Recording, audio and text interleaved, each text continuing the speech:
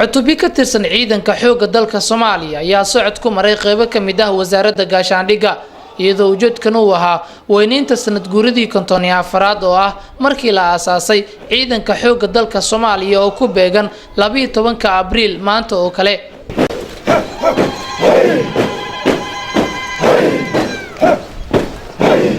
madaxweynaha jamhuuriyadda federaalka Soomaaliya Xasan Sheekh Maxamuud ayaa taagnaa daqiiqadaha ay ciidamada kala duwan ee xoogga dalka Soomaaliya ay soo bandhigayeen gaadiidka ciyaarka isagoo ugu dambeyn salaan sharaf qeyro leh ka gudoomay hogaanada ciidanka xoogga dalka Soomaaliya.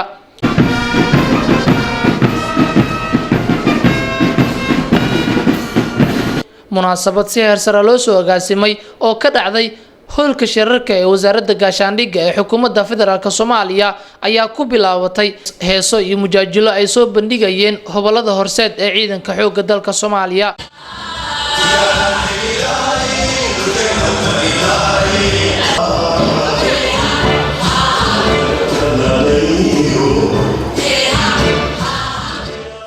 wasiirka gaashaandhigga ee xukuumadda federaalka Soomaaliya Maxamuud Sheekh Xaamud oo munaasabadaasi ka hadlay ayaa sheegay in isbedel lagu sameyn doono ciidanka xoogga dalka Soomaaliya.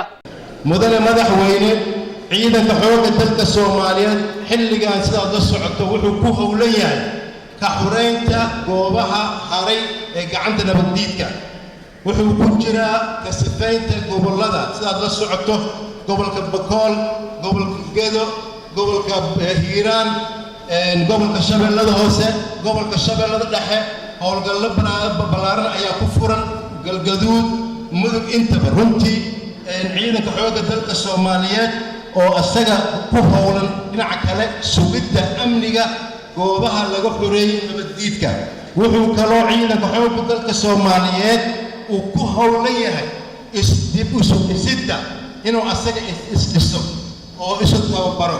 oo la tayeeyo ayuu ku howlan yahay wuxuu kaloo ciidanka xoogga dalka Soomaaliyeed ku howlan yahay oo uu sida aad ka warqabto madaxweyne habeen kasta uu qayb ka yahay maalin kasta JOCC oo ah meesha ay ka howlgalaan dhammaan ciidamada qalabka sida taliyaha ciidanka xoogga dalka Soomaaliya sare guuto Daahir Aadan Cilmi Indha Qarshe ayaa ugu hambaliyay dhammaanba ciidanka xoogga dalka Soomaaliya 12 Abriil markii la aasaasay ciidanka xoogga dalka Soomaaliya 54 sano ka hor. ciidanka commandos waligiis waa laf dhabarka ciidanka dhulka xoogga dalka Soomaaliya marka marna xoogga dalka Soomaaliyeed ma ahaan karo ciidanka commandos la'aantiis maxaa yeelay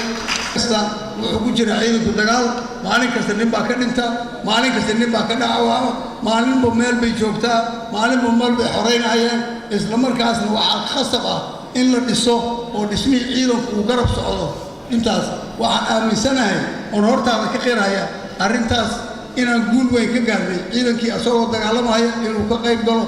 uu dhameeyo mar dhowna waxaan ku sugayaa madaxweynaha jamhuuriyadda federaalka Soomaaliya Xasan Sheekh Maxamuud oo munaasabadaasi soo xiray ayaa ugu mahadceliyay dawladda Mareykanka dadaalo ay u gashay tayeenta ciidanka xoogga dalka Soomaaliya sida uu sheegay madaxweyne Xasan Sheekh Maxamuud.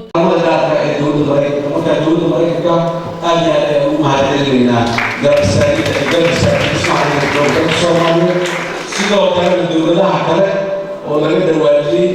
ayaguna waa u mahadcelinaynaa guud ahaan dalalka ciidamada AMISOM ay ka yimaadeen waa u mahadcelinaynaa sida laga dhawaajiyay dowladda Turkiga waa u mahadcelinaynaa dowladda Imaaraadka Carabta waa u mahadcelinaynaa dowladaha TTC-da ama Turkiga ku jirtaan socdaan dhammaantood waa u mahadcelinaynaa.